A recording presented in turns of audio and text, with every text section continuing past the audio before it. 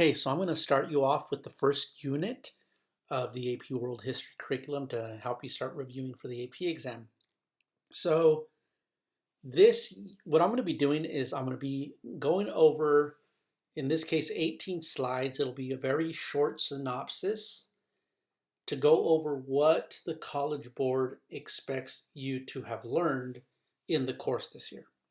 So this is not a lecture where I'm going to go over all of history and teach you the entire period. I'm going to give an overview of what we've looked at throughout the year. Now, what you want to do is you want to use this as you start your review for the unit. And then you want to go back and do some kind of reading on those topics that you are not quite confident on. And so for this unit, we're looking at the material from chapters 14, 15, 16, 19, 20, and 21. And again, you just review. I don't expect you to read the whole chapter. Read the introductions to the chapter and to the sections, or look over your notes that you took, your claims, your thesis that you did throughout the semester, if you did those for the chapter. If you need additional information, some of these chapters have lectures on them on my AP World website. And then if there's any questions, then you could then ask me in one of our class sessions. So looking at the first unit, what we studied at the beginning of the year. The first unit looks at the period of 1200 to 1400. Both units 1 and 2 cover the same time period. And this is about the global tapestry. Okay, now what you want to be familiar with as you begin your review is you want to make sure that you understand the regions of the world. So you want to become familiar with this map and study the map. You can, find a map online, or you could print one of these slides. But know your regions so that when you get tested, you don't answer the wrong region and not get any points.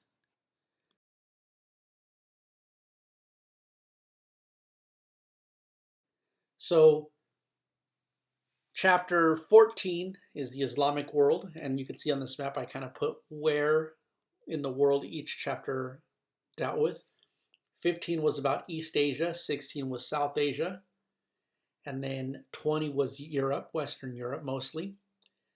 19 is Africa, and 21 is the Americas.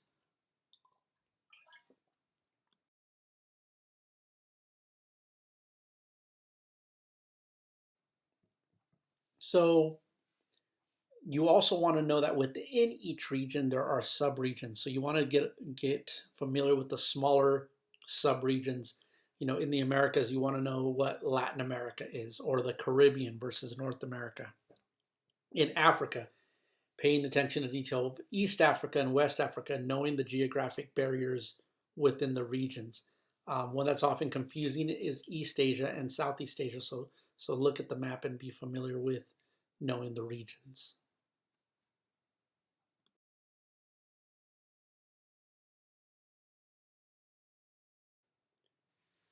Okay, so the first topic was about the developments in East Asia from 1200 to 1450. And what you see here in the blue box are the AP themes. So this is one of the themes of governance, and that's going to be the same for the different regions. And then underneath there, it has a learning objective for what you should be able to do, which in this case is to explain the system of government employed by Chinese dynasties and how they developed. So you want to be able to explain the types of governments and how China was governed during this period. And then the next box over has the key concept from the key concept packets, right? A little bit more detail. Then in the middle, you could see it says illustrative examples. And those are like details or specific examples you want to be familiar with that might come from the course, from the readings. That's the kind of examples you want to use when you're writing essays on the AP exam and be able to explain those. And so from this topic 1.1, we started off the year by looking at China. And from your summer reading, you should have known that China has a dynastic cycle a family that runs China over a period of time. And even before this time period, China was governed by what is called a meritocracy. People took an exam, like you see in the picture on the top right picture, is of people taking the civil service exam. So people were educated in China on these ideas, on Confucian ideas, and they used those ideas to take an exam that would qualify them for government service. So you worked your way into government. That's not to say that it was perfect. There were people who were employed because they were family members or they had connections. So it's not a perfect meritocracy, but more so than any other region. And so during this period, the dynasties that we begin to look at are the Song dynasty. And then that's the dynasty that will eventually be conquered by the Mongols. So in this time period, we're looking at the Song, and then we're going to look at the Yuan. So just be able to go back and look at the governing of China and the use of the civil service exam, the ideas of Confucianism, and then as in the before 1200, China was also influenced by Buddhism. So the Buddhist influence led to evolutions in Confucianism, and so what we see by the 1200s is what is called Neo-Confucianism. And these traditions set certain expectations for people in society. It justified a system of inequality because every person has a station in life. Every person plays a role in society, and some people are above others. And that model was very effective for the Chinese government because it placed the emperor at the top of this Confucian social order, and women were toward the bottom. So the first topic is going to be China. Okay, so, and again, like I said, these are just quick overviews of what we reviewed. You want to get the details from looking at your notes or doing some of the review readings.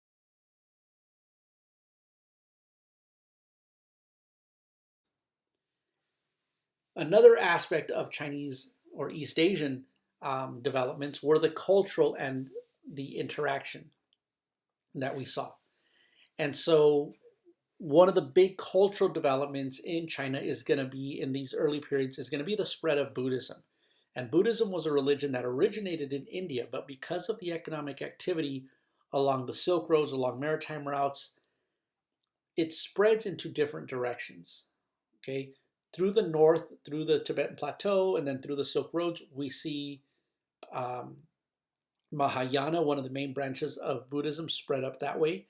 And then into Southeast Asia, we see Theravada, which is a more strict form of Buddhism.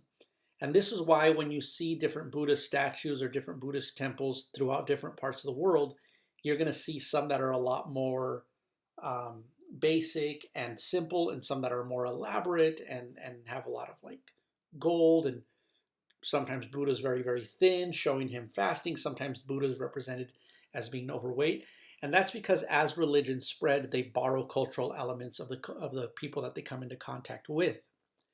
So during this period, we see a lot of interaction because as the Song dynasty is developing, and even the Tang dynasty before that, what you also see is on the other side of the Silk Roads, which is not on this map, we have a thriving society in the Islamic world. We see the Persians and the Arabic societies, North Africa, developing very strong, prosperous economies.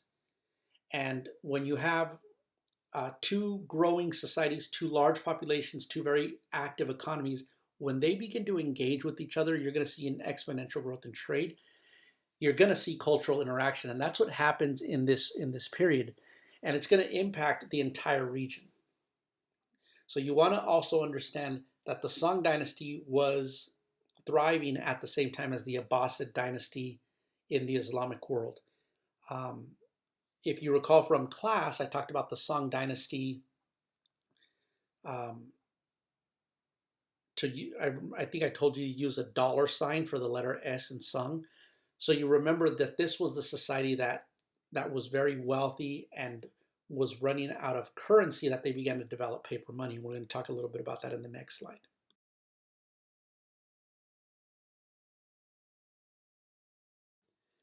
So understanding economic systems is another aspect of that, which is what I was just talking about in the previous slide. Uh, the fact that this dynasty is interacting with neighboring societies is going to lead to changes within China. One of those changes is going to be the introduction of rice from Vietnam, fast ripening or champa rice. The introduction of this rice from China, from Vietnam, I'm sorry, into China is going to double the food production. It's going to lead to 2 crops a year, and that's going to then lead to an explosion in agriculture, which is also going to lead to a population growth, which is going to fuel the economy. In addition, while that's happening, the Chinese government is also engaged in constructing the Grand Canal. It is building what you see the map in the slide, the map at the bottom. That blue line shows a man-made waterway connecting China's northern and southern regions. And that canal improves transportation, communication, and commerce throughout China's 2 big river valleys, the Huanghe River Valley and the Yangtze River Valley. And so as the economy is growing, people are in demand for more goods. And as people grow wealthier, they want luxury goods. So we see China begin to trade a lot in porcelain, in textiles, in steel. And as always, silk. The major export of China was silk, which is why the trade routes were known as the Silk Roads. So the economy of the Song dynasty becomes increasingly commercialized. And in order to feed this commerce, you're going to have to rely on peasants. So you want to make the connection between producing and who's doing the producing. So the majority of the people in China were engaged in peasant agriculture or artisan labor, making these goods, these porcelain wares or iron wares, or growing the crops that people need, or tending to the silkworms. Then, as this economy flourished because of this increased capacity, it is expanding the trade networks because it's beginning to trade with other people, and Chinese silk is in high demand as well as porcelain in other parts of the world. So you're going to see the growth of the Silk Roads overland China, and they're going to go through Central Asia into the Mediterranean world, which is going to impact Africa, Persia, Arabia, Europe. And you're going to see growth within China. The Grand Canal is going to lead to an expansion within China as well. And so all of this has to do with the growth in the population and the economic prosperity of Song Dynasty China.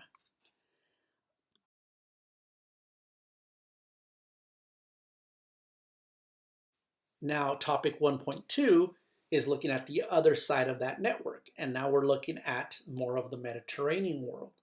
And this was what the part of the world that used to be before 1200, this was dominated by the Roman Empire back in the classical era. Now the Roman Empire fell in the 400s, at least the western part, and the eastern part of the Roman Empire survived. On this map, it's shown as the Byzantine Empire in kind of that greenish, tealish color. That was what was left of the Roman Empire. Now, in the 600s, a new religion, along with the political system, began to emerge in the Arabian Peninsula with the conquest of Muhammad. And by the 700s, followers of Muhammad, the Muslims, had created a large empire. And they extended their realm over North Africa, Spain, southern Italy, the Arabian Peninsula, and Persia, what were once the Persian empires, and parts of the Byzantine Empire, parts of what used to be the Roman Empire, now are known as Dar al-Islam, or the Islamic realm. So from 1200 to 1450, we see the development of these ideas and these beliefs in the Islamic world shaping now this part of the world. So for this first one, the learning objective is to explain how the systems of belief and their practices affected society. So in this case, Islam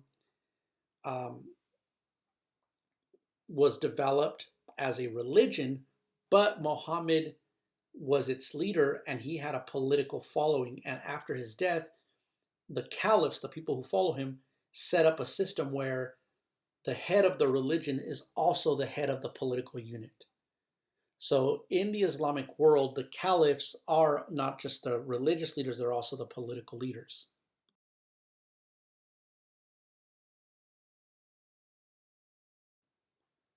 So that's the way we see the governing in the Islamic world. So then Islam spreads from beyond the Arabian Peninsula. It spreads to other people. It spreads via trade, it spreads via conquest, and it spreads via missionary activity. And so some of the people that become very influential are the Persians and the Turks. The original founders of Islam were in the Arab world. But by the time of the Abbasid Caliphate, the center has shifted to Persia, and then the people on the borderlands of Persia, the Turks, begin to convert. As people come into contact with the empire, they begin to convert. So we see the spread of Islam now into India. So we talked about the Sultanate of Delhi. I believe it was chapter 16. And we see the Seljuk Empire, the Turks who had converted in Central Asia on the hinterlands of the Abbasid Empire, eventually come in as a weakened Abbasid Empire and begin to control territories of Persia and then take land from the Byzantine Empire in Anatolia and create the Seljuk Empire. And then a group of people who had been slaves under the Abbasids, the Mamluks, eventually established their own sultanate in Egypt. And so people that convert to Islam also begin to adopt the religion and the political structure, and it leads to the spread of the religion. It also leads to the creation of these other states.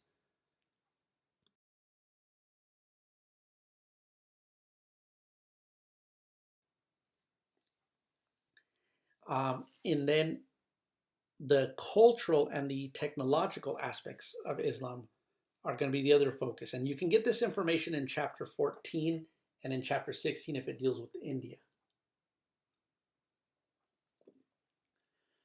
The Islamic world during this period experiences what a lot of historians call the golden age of Islam because of the advancements that we saw in mathematics. You could see from the map the extent of the Islamic realm. And what Muslim merchants and scholars did was they would connect different regions. What they found in one region, they would carry it with them to another. So as they encountered and conquered and spread into India and learned the mathematical knowledge of Indian mathematicians who had developed numbering systems, who had developed calculations, as they came across the texts of the Greek mathematicians and the science of the Greeks, and as they had encountered North African and Persian societies, as well as their own mathematical knowledge, they put together these learning institutions like the Baghdad House of Wisdom. And in here, we see this transferring of knowledge that leads to the development of algebra, that leads to the development of mathematics, that then they spread out throughout the world. They influence other parts of the world through these advancements.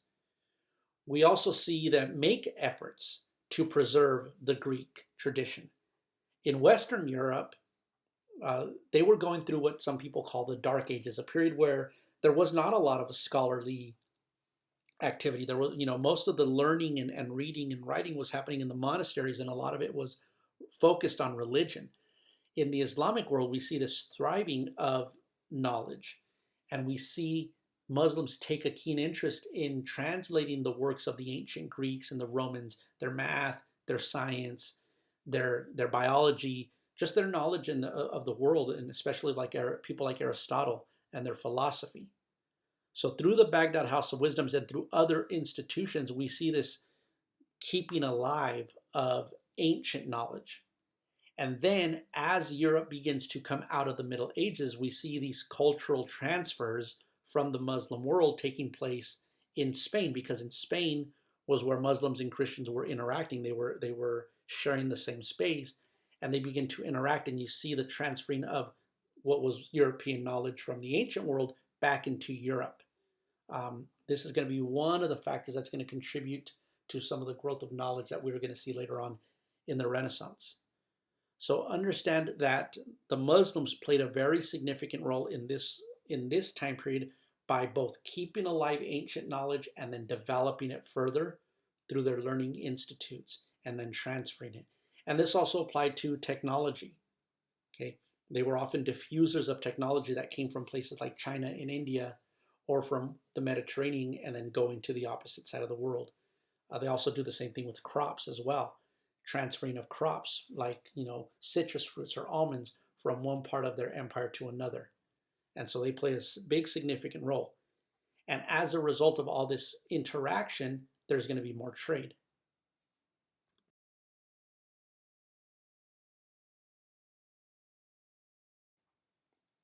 The third topic is about South Asia. So what I've been talking about is China and the Islamic world and these two big thriving societies and economies. Well, in the middle, right, if you're going to navigate from the Islamic world to China or vice versa, you're going to go through India. Or if you're going to travel over land, you're going to see India. So India is also going to benefit from these developments.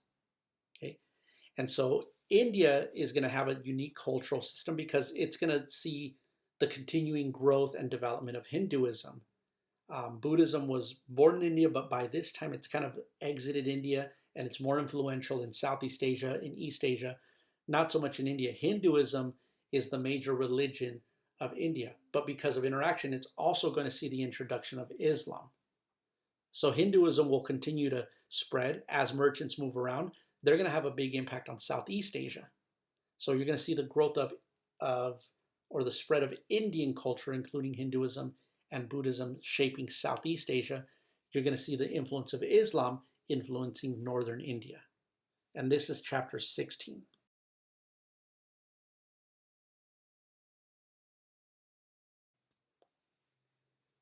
So one of the thematic focuses is on governing, and again, is understanding the different types of governments. And the Islamic world and China both had these centralized governments, either a dynastic emperor or a caliph who was the head of the entire empire. In India, you're going to see something different. In India and in Southeast Asia, you're going to see the formation of smaller regional principalities or city-states, like you see the Majapahit Empire in Southeast Asia was more of a city-state system. The Srivijaya Empire was a regional kingdom. India as a whole during this period is not governed by one particular empire. It's governed by a small series of independent kingdoms ruled by these smaller local principalities. And that's kind of been the traditional governance of India. It is going to be influenced by outside factors. As the Muslims come in, as the Ghaznavid Turks enter India from the north, they're going to try to establish more of a centralized empire, but it's not going to encompass all of India. It's only going to have a big impact in the northern part of India politically. The South India is going to remain very much Hindu rule. So the Vijayanagara, the Srivijaya Empire. And you're going to see those government styles spread to Southeast Asia with the Khmer Empire, like I mentioned, Majapahit, and other kingdoms that spread into Southeast Asia. And these kingdoms are going to get their wealth through trade. Because of their connections along these trade routes, they're going to amass a wealth through trade, the trading of spices, the trading of precious metals, and gems and minerals from different parts of the region. They're going to be in the middle of the trade route. So they're gonna build up this wealth, and they're going to use that wealth to form these kingdoms. And in addition, you're going to see the spread of religion. You're going to see the spread of Buddhism and the spread of Sufism in the Islamic religion as merchants move around.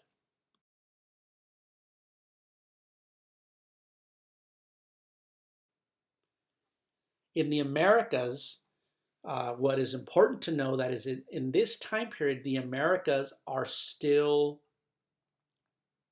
separate from Afro-Eurasia.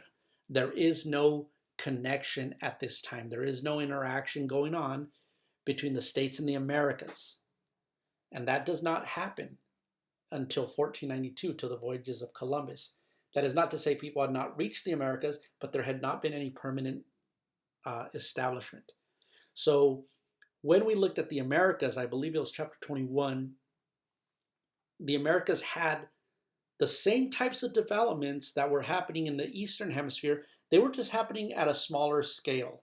You saw centralized empires formed in the Inca region, and then you see decentralized states like the Mayan city-states were decentralized. The Aztec Empire was a confederacy. It was trying to build a centralized state, but it had not yet done so. The Inca down in South America had developed a centralized state. So understanding that in the Americas, as in Afro-Eurasia, you see governments building on previous governments. So the Aztecs built on the culture of the Mayans and the Teotihuacanos, and the Inca had built on the culture of previous people in the Andes. And then in North America and what is today the United States, we also see societies, but because of the geography, the population is not as large, the states are not as large. But you see Chaco society, the Mesa Verde society, the Cahokia mound builders. So in Chaco Canyon, you see people building the cliff dwellings, the mound builders of the Mississippi, the Cahokia. You did see the building of large structures, just the cities were not as large and the interactions were not as intense as they were in the Eastern Hemisphere. It had nothing to do with ability, it just has to do with the Americas have a very different geography.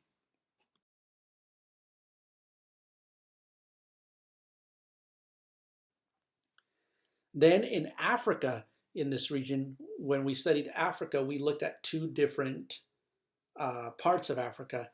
So state building in Africa also, kind of like the Americas, it's happening like elsewhere, it's just happening at a smaller scale.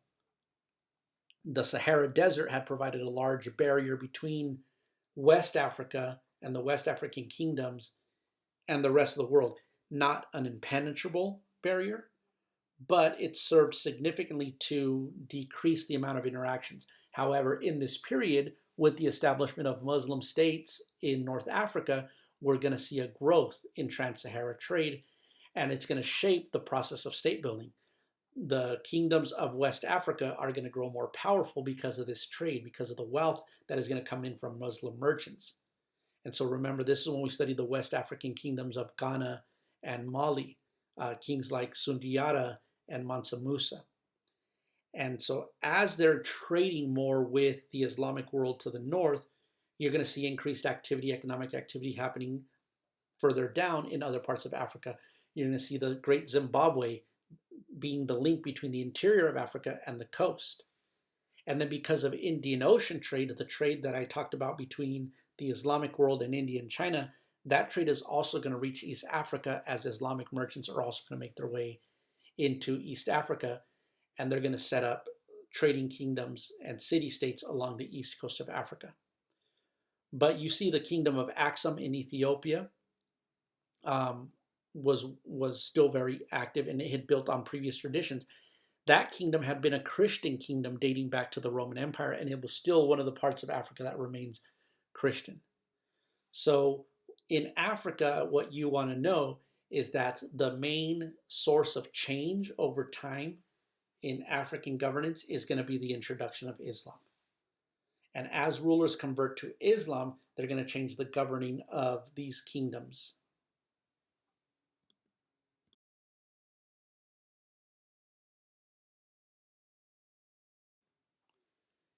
In the sixth topic are what's happening in Europe. So we've looked at what was happening in China, in the Islamic world, then in India, and then the Americas and Africa. Now we're looking at Europe. When the Roman Empire fell, Europe broke apart from being a centralized empire to being governed by a bunch of small regional kingdoms. And this is known as the Middle Ages or medieval Europe. And from about 600 to about the year 1000, Europe is pretty much very small. Its population is smaller than when it was under the Roman Empire, significantly less trade. But by 1200s, we begin to see more activity. We're going to see a new Europe being born from the ashes of the Roman Empire. And in Europe, the dominating force is going to be Christianity. And so that's going to be something that you could compare. One of the similarities that you're going to see is that in this period, religion plays a coherent force. For China, it's Neo-Confucianism and Buddhism. In India, it's Hinduism. And in northern India, it's Islam. In the Islamic world, it's Islam. In Europe, it's going to be Christianity, whether it's Orthodox Christianity in Eastern Europe or Roman Catholic Christianity in Western Europe. So these ideas are going to be the core of what's happening, culturally, and Europe is going to be shaped by religion. You can see it in the art, and in the Middle Ages, the biggest building of any European city was always the church.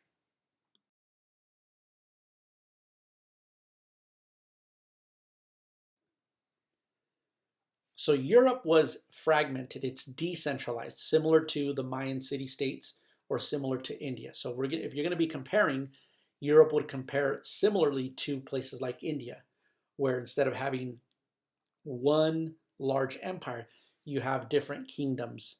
And by 1200s, you see the emergence of the monarchies that sound familiar today, like the monarchies of England, of France, of Spain. We don't see Germany yet, but we see a powerful Holy Roman Empire, which is going to be the foundation of what will later become Germany.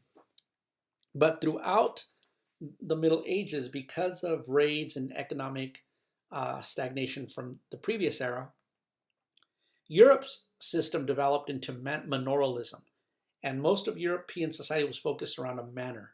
A wealthy person would own a lot of land, they were the landlord, and they would have their manor, their estate, and then the surrounding village would provide a lot of the crafts, and the peasants would work the land, often, living on the lord's land. That's where you get the word landlord.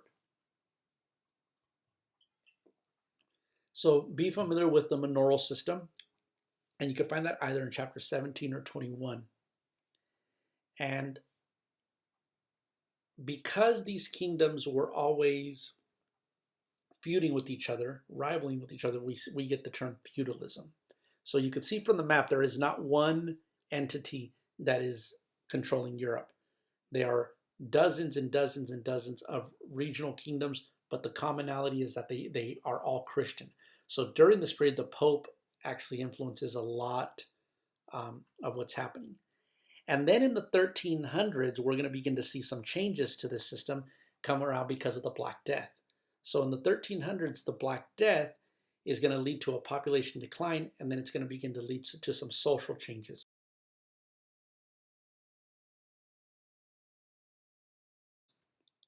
And so that's what we'll look at here in this slide. In the Middle Ages, the social structure was organized in a hierarchy where you had a king at the top, followed by his lords, his vassals, and then the retainers underneath them would be like people like the knights and lower lords. And then at the very bottom would be the peasants, some of them that had land, some of them that didn't.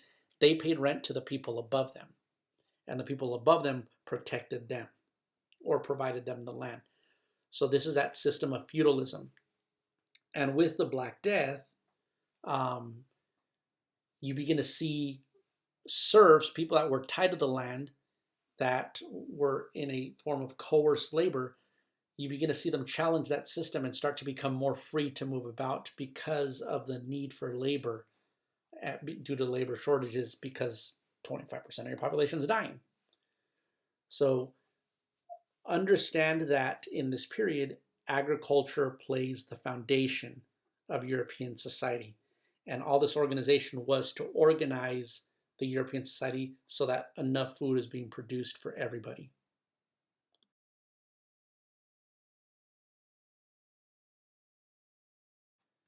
And then the last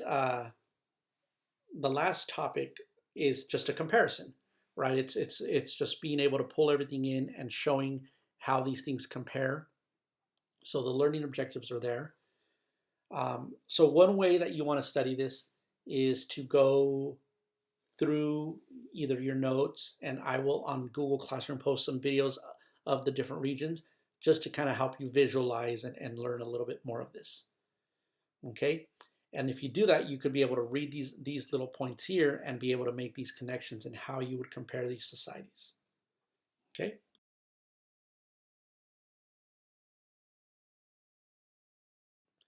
So that is it. I have a blank slide for no reason here, other than to say, good luck with this unit, and you guys know how to reach me if you have any questions. Okay? Thank you, and I hope this was not too long.